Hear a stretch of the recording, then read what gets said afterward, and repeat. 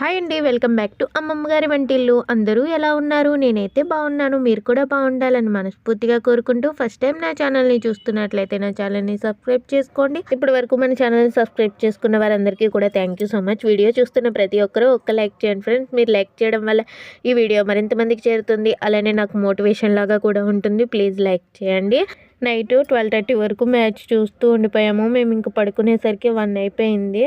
ఇంక మార్నింగ్ లేట్గా లేచి ఇంక ఇల్లది కూడా ఊడ్చేసుకున్న తర్వాత టిఫిన్ కింద దోశలు అయితే వేసేస్తున్నాను. దోశల్లోకి చట్నీ అది ఏం ప్రిపేర్ చేయట్లేదు. మొన్న చేసిన అల్లం చట్నీ ఉంటే అది అలానే మాగే పచ్చడి వేసుకుని తినేస్తాము. వాతావరణం చల్లగా ఉన్నప్పుడు అస్సలు పని చేయబుద్ధి కాదు కదా. నాకైతే అలానే ఉంటుంది. ఈరోజు చాలా బద్ధకంగా ఉంది. సండే అంటేనే ఎందుకో బద్ధకం వచ్చేస్తుంది. పని చెయ్యొచ్చులే అన్నది ఏమో వస్తుంది. నేను కాలేజ్ చదువుతున్నప్పుడు సాటర్డే పడుకున్నప్పుడే సండే రోజు చాలా లేట్గా లేవాలి. ఇంక ఈరోజు కాలేజ్ లేదు కదా, ఎక్కువసేపు పడుకోవాలి అనుకునేదాన్ని. కానీ సండే రోజే నాకు చాలా తొందరగా మెలుకు వచ్చేసేది. ఉత్తి రోజుల్లో మాత్రం మా అమ్మగారు లేపినా కూడా లేచేదాన్ని కాదు. ఈరోజు ఎందుకో అలా కాలేజ్ డేస్ గుర్తొచ్చాయి. దోశ ఇలా ఎర్రగా క్రిస్పీగా కాలితే భలే ఉంటుంది కదా. ఈరోజు మా దోశలు కూడా చాలా బాగున్నాయి.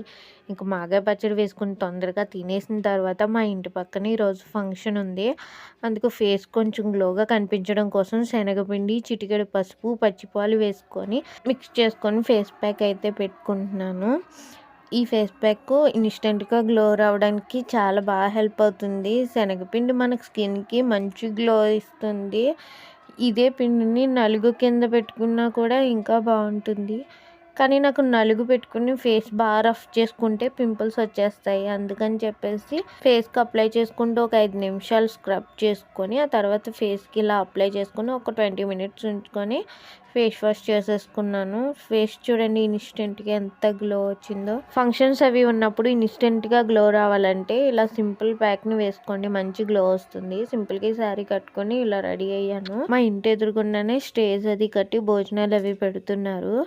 ఇంకా నేను మా తోటికోడలు గారు కలిసి అయితే వెళ్ళాము. మండపం సింపుల్గా చాలా బాగుంది. అమ్మాయికి ఓణి కూడా చాలా బాగుంది. పింక్ అండ్ గ్రీన్ కాంబినేషన్లో చాలా బాగుంది. ఇంకా అక్షింతలు వేసేసి ఫోటో తీసుకొని ఇంకా భోజనాల దగ్గరికి అయితే వచ్చేసాము. భోజనాల్లో చాలా స్పెషల్స్ పెట్టారు.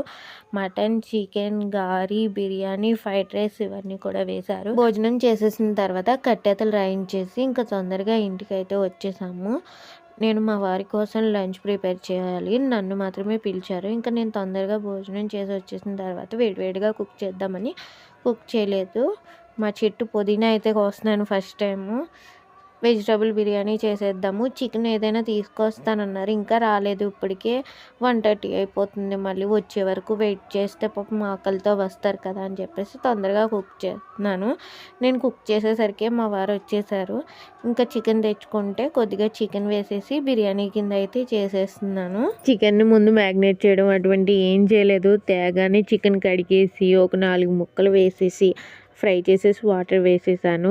అమ్మ అనుకోకుండా కాకినాడ ఫంక్షన్కి వస్తుంటే ఈయన్ని పెనుగుదురంతుని మీదకి రమ్మని బ్యాగ్ అయితే ఇచ్చింది. పుట్టింటి నుంచి ఏదైనా పంపించారంటే ఆత్రంగా చూసేయాలి కదా ఏం పంపించారని చెప్పేసి. మామిడి పళ్ళు, అలానే పాతికి కాసిన బీరకాయలు, మిర్చిరి, అలానే చాప ముక్కలు, బోటి కూడా పంపించింది. ఫంక్షన్ దగ్గర రిటర్న్ గిఫ్ట్ ఏమి ఇచ్చారో చూద్దాము. కప్స్, అలానే చిన్న ప్లేట్స్. భలే ఉంది గిఫ్ట్ అయితే. బిర్యానీ కూడా రెడీ అయిపోయింది. చాలా మంచి స్మెల్ వస్తుంది. హడావిడిగా చేసినా పర్ఫెక్ట్గా కుదిరినట్టుంది. మా వారు టేస్ట్ చేసి చెప్పాలి. ఒకసారి బాగా మిక్స్ చేసేసి మా వారికి ప్లేట్లో పెట్టేసి అయితే ఇచ్చేస్తాను. మా వారికి ప్లేట్లో పెట్టినప్పుడే నాకు ఆత్రం ఆగలేదు. కొద్దిగా తీసుకొని తినేసాను. టేస్ట్ అయితే అదిరిపోయింది.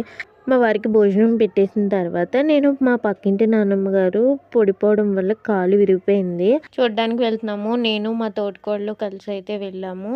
మా ఇంటి పక్క నుంచి అయితే నాన్నమ్మ గారు పని అది చేసుకుంటుంటే కనిపించేవారు. వాళ్ళ ఇంటికి అయితే రోడ్డు సైడ్ నుంచి వెళ్ళాలి. ఇంకా వెళ్ళి చూసేసి వచ్చేసిన తర్వాత ఇండియా నగ్గిన ఆనందంలో ఈవినింగ్ స్పెషల్గా చికెన్ నూడిల్స్ అయితే చేశాను. సరదా కన్నానులేండి. నేను యూట్యూబ్లో రెసిపీ వీడియోస్ కూడా అప్లోడ్ చేస్తాను. అందుకని ఈరోజు చికెన్ నూడిల్స్ అప్లోడ్ చేద్దామని చెప్పేసి చేశాను. చూడండి, తప్పకుండా ఇలా ట్రై చేశారంటే ఫాస్ట్ ఫుడ్ సెంటర్కి వెళ్ళకుండా ఇంట్లోనే చేసుకోవచ్చు. ఇంకా నూడిల్స్ తినేసిన తర్వాత టీ అయితే పెట్టేశాను. నేను ఒక కుకింగ్ వీడియో షూట్ చేశానంటే నా వంటగది పరిస్థితి చూడండి ఎలా ఉందో.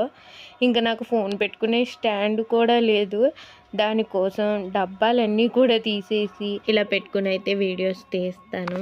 యూట్యూబ్లో సక్సెస్ అవ్వాలని చాలా కష్టపడుతున్నాను. ఎప్పటికి సాధిస్తానో చూడాలి. ఇంకా అమ్మ బోటి పంపించింది కదా, అది కర్రీ అయితే వండేస్తున్నాను. గోంగూర కొన్ని చిగుర్లు వచ్చాయి కదా, అవే కొంచెం గుప్పిడవుతే అది కొద్దిగా మగ్గించేసి పులుపు కోసం కొంచెం చింతపండు వేసేసి గ్రైండ్ చేసేసి బోటి గోంగూర అయితే వండేస్తున్నాను. అన్నము కర్రీ ఉడికేలోపు ఇల్లు కూడా సర్దుకుందాము. మార్నింగ్ బద్ధకంగా అలా కూర్చొని ఇంకా అటు ఇటు రూమ్స్ అయితే తుడిచేసాను. అందుకని చెప్పేసి పక్కది దులుపుకొని మళ్ళీ వేసుకొని నీట్గా తుడుచుకొని వద్దామని చెప్పేసి పక్కలైతే వేసుకుంటున్నాను. ఉదయం బద్ధకంగా ఉందని చెప్పేసి పని చేసుకోవడం మానితే సాయంత్రం అయినా చేసుకోవడం తప్పదు. ఇప్పుడు పని అప్పుడే చేసేసుకుంటే తొందరగా అయిపోతుంది. అప్పుడు పని అయిపోయిన తర్వాత ఖాళీగా కూర్చున్నా పర్వాలేదు.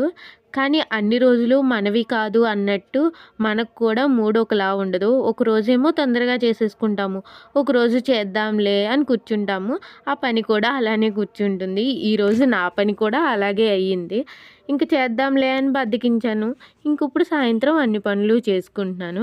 నేను పక్కలవి సర్దుకొని వచ్చేసరికి కర్రీ కూడా ఉడికిపోయింది. గోంగూర బోటి చూడండి, నూనె అంతా పైకి తేలి భలే ఉంది.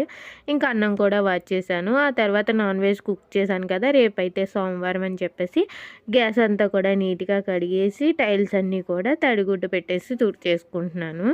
రూమ్స్ అన్నీ కూడా చక్క పెట్టేసుకుని తుడిచేసుకుంటున్నాను. ఈరోజు బట్టలు ఉతకలేదు, నీళ్లు రాలేదు, ఇంకా నీళ్లు తక్కువగా ఉన్నాయి, ఎండ కూడా సరిగ్గా లేదు. అందుకని చెప్పేసి అన్నీ కలిపి రేపు ఉతుకుదామని ఇంకా బట్టలు అయితే ఉతకలేదు. గిన్నెలు క్లీన్ చేసేసాను. ఇంకా మా వారు వచ్చేంత వరకు ఖాళీ. ఈరోజు ఇంకా టీవీ కూడా చూడబుద్దేదు, సండే కదా, సీరియల్స్ రావు. ఇంకా టీవీ జోలికి అయితే వెళ్ళను, ఫోన్ చూస్తూ కాలక్షేపం చేసేస్తాను. ఈ వ్లాగ్ని ఇక్కడితో ఎండ్ చేసేస్తున్నాను. వీడియో చూస్తున్న ప్రతి ఒక్కరూ ఒక లైక్ చేయండి ఫ్రెండ్స్. అలానే నా ఛానల్ని సబ్స్క్రైబ్ చేసుకోండి. Thank you for watching.